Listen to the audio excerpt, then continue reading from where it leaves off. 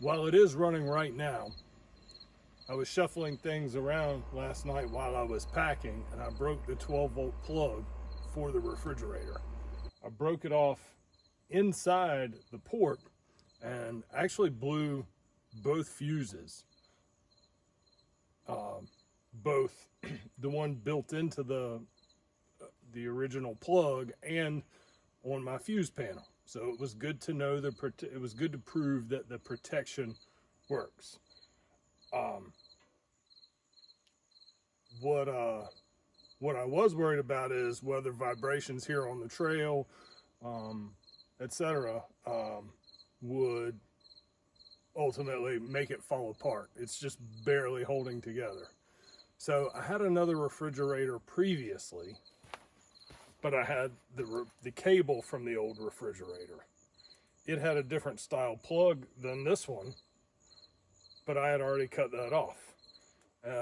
This plug is actually better than what's on there. I get why this one doesn't have the better plug. This is compatible with a standard 12 volt, but also the ARB twist lock. As best I can tell, this doesn't have a fuse inside, and I think that's going to make this whole thing more durable for me. The plug, the cord for the refrigerator doesn't need a fuse whenever it's going 6 feet to a fused panel. So what I'm thinking about doing is cutting off a section of cord that goes to the refrigerator, wiring it into this fully intact 100% reliable plug. The only thing I don't know is which wire is positive and which wire is negative. So I always travel with a multimeter. I owned a Jeep for 6 years that was fraught with electrical problems. There's always a multimeter in my glove box, and also a soldering iron. And I knew I might work on this, so I also brought shrink wrap. I don't usually carry shrink wrap. I always have electrical tape. That's in the first aid kit. So what I'm thinking I can do is plug this into Jackery, set it to DC, of course wire separated, and I should be able with the multimeter to determine which wire is my positive and which wire is my negative. While maybe not a well-known brand of multimeter, I've had it for over 10 years and it has always been reliable for me. So we'll set it to DC. We'll have the wires well separated on the plug, and we'll power this cord from the Jackery. So not knowing which wire is which, we'll take our negative and our positive and touch it here. On the display, we're getting negative voltage. So that means these leads are backwards for the polarity of the wires here. All right, we've got positive voltage this time. That means this vertical wire is our positive and this horizontal wire is our negative.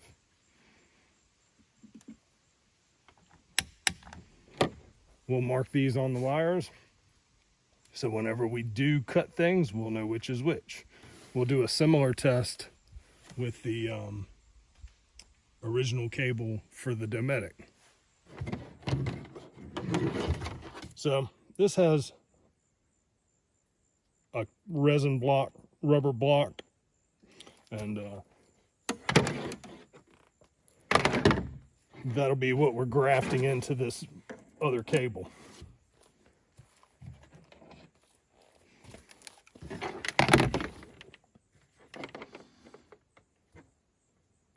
I don't see any marks on the plug that indicate which is which, but the test will work the same.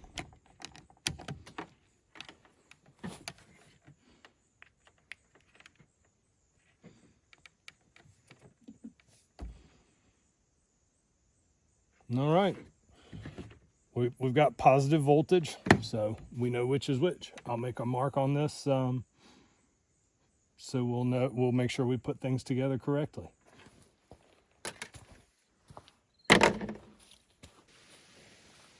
After numerous wasted minutes searching for a black rubber cylinder and a black plastic center console, and searching numerous other places in the vehicle, I found what I was looking for, which was the shrink wrap I creatively packaged this morning, but also hid from myself.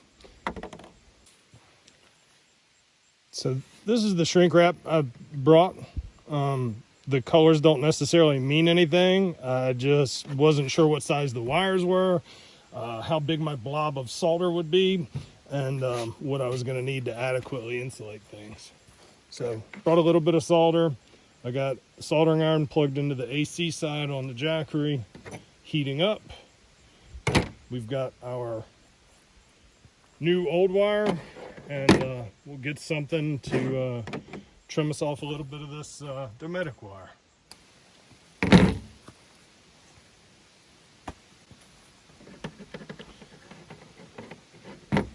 This is going to be easy enough. I'm going to leave us a foot of wire or so on here. Score it a little bit so we can separate them. I'm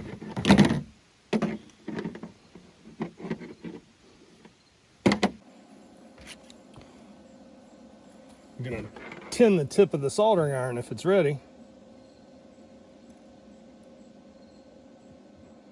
I think it is ready. I am not the expert on soldering. However, everything I've ever soldered is still working. Take from that what you will. If I wasn't soldering, I would do a lineman's splice on this. That's my favorite, just because it's has its own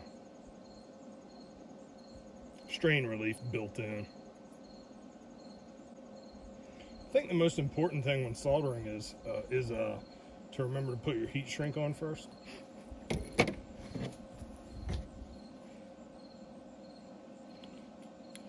I think that's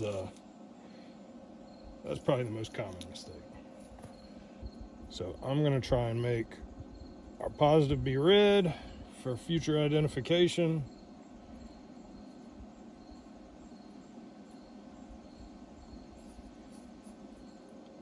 And the negative be black. So I'm going to mesh them together, and then we'll massage them a bit.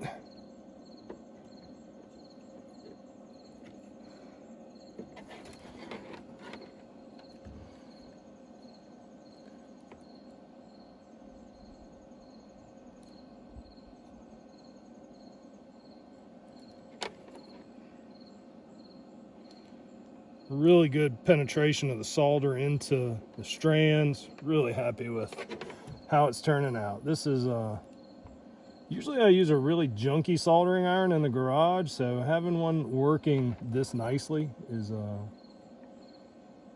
makes me feel better about what I'm doing. Man, this is a nice soldering iron. I bought this a few years ago when my tent lighting quit working on a trip. I don't know if I did a video or if it was just pictures, but I know I was out in this area soldering in the snow to get my tent lighting to work again. Try and make sure that our two pieces of wire wind up really similar lengths, just so the finished product doesn't want to fight me for anything.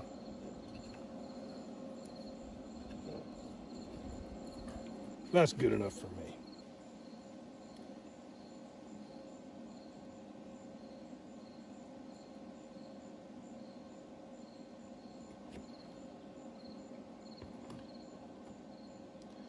You ever try to do fairly precise work and the sun keeps changing and the bugs fly in your eye? I think if I was doing anything different, I would have brought twice as much solder. I think I have another short section stashed in the glove box, but after this, I'm so out of my, I don't know, foot or 16-inch section I had, I'm down to about 5 inches now. Oh, and soldering on top of this wood block so I don't melt my table. Did I mention this is a really nice soldering iron? At least to me.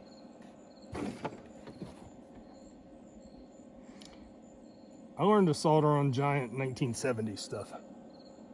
And that was old when I was in school, but not that old. I own tools now that are just as old as what we used when I was that age. So it doesn't seem as old as it once did.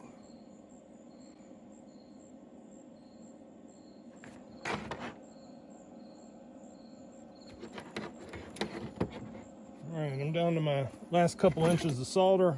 Flip this over and see how we fared, if there's anything I want to get a little bit more on, or if I can burn my finger on something. I haven't done that yet, so I don't want to miss any opportunities.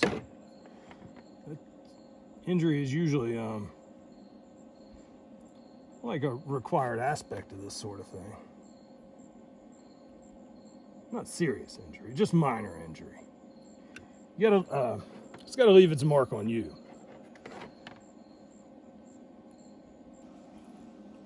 All right. We'll shut down the jackery, let the soldering iron cool off. Our joints are cooled to the touch,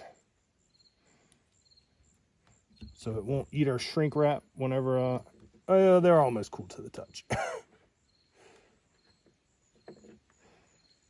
Come on, get on there. Stop it. Go. There we go.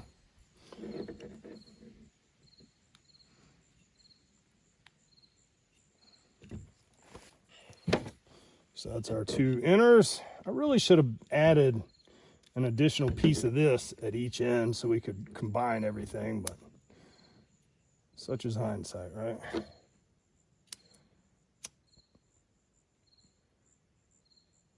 Oh, I've got the lighter now. I have another opportunity to burn my fingers. So if it hasn't happened yet, it still can. No, don't twist. Be smart.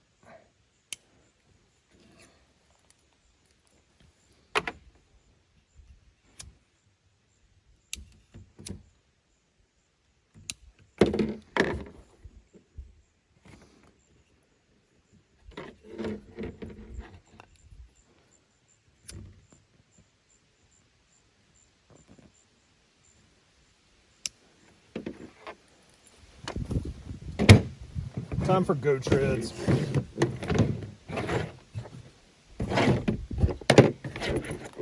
These are some of the better wind guards I've had cooking out here.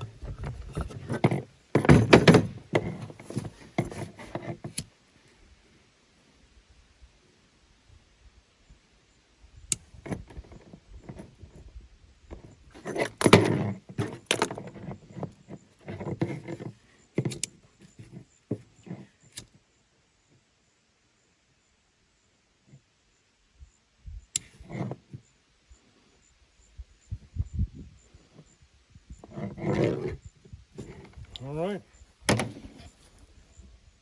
think that will do it.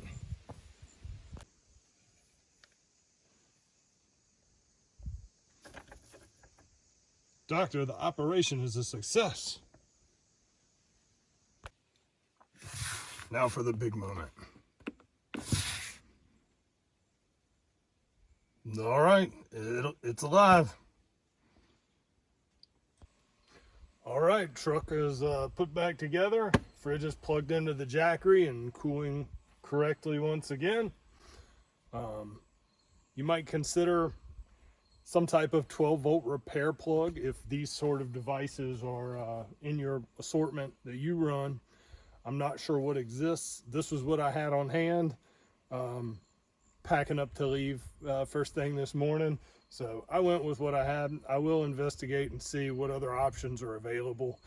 I know on 110-volt stuff, you can inexpensively replace both ends of an extension cord, for example.